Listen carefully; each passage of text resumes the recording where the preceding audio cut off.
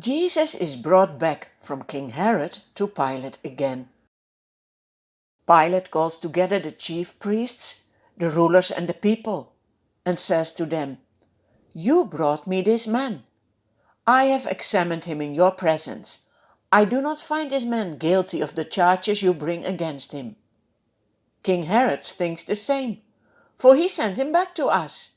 As you can see, he has done nothing to deserve death.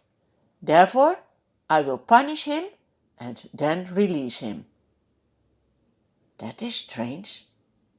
Pilate declares Jesus not guilty.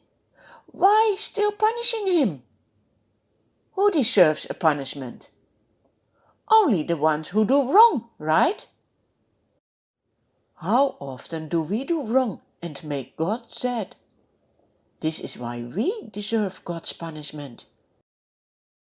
Now it was the governor's custom at the Passover festival to release a prisoner whom the people requested. The crowd asks Pilate to do for them what he usually did. At that time, they had a well-known prisoner whose name was Barabbas. He was in prison for leading a rebellion in the city and for murder. Now Pilate asks the crowd, "Which one do you want me to release to you, Barabbas or Jesus, who is called the Messiah?" While Pilate is sitting on the judge's seat, his wife sends him a message. "Don't have anything to do with that innocent man. I had a dream about him, which made me suffer." Will Pilate listen to this warning and release Jesus? But in between, the chief priests and the elders stir up the crowd. They all shout, "Away with this man! Release Barabbas to us!" But Pilate wants to release Jesus. He appeals to the people again and asks, "What shall I do then with Jesus, the King of the Jews?" They all shout, "Crucify him! Crucify him!" Pilate asks, "Why? What crime has this man committed?" "I have found in him no grounds for the death penalty." But the people shout all the louder, "Crucify him! Crucify him!"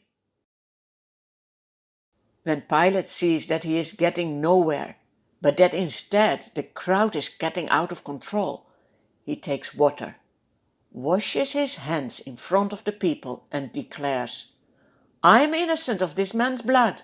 It is your responsibility." All the people answer, "His blood is on us and on our children." Then, wanting to satisfy the crowd, Pilate releases Barabbas to them. Pilate takes Jesus and has him flogged. Soldiers lead Jesus away into the palace. They strip him and clothe him in a purple robe. Then they twist together a crown of thorns and set it on his head. They put a staff in his right hand. Then they go up to him again and again, kneel in front of him and mock him, "Hail, King of the Jews!" They take the staff. Again and again they strike him on the head with it. They slap him in the face. They spit on him. How terrible is Jesus' suffering! Why is he not saying anything? Why is he not using his power to stop the soldiers? Listen what I read in the Bible in the book of the prophet Isaiah. "But he was wounded for our transgressions. He was crushed for our iniquities.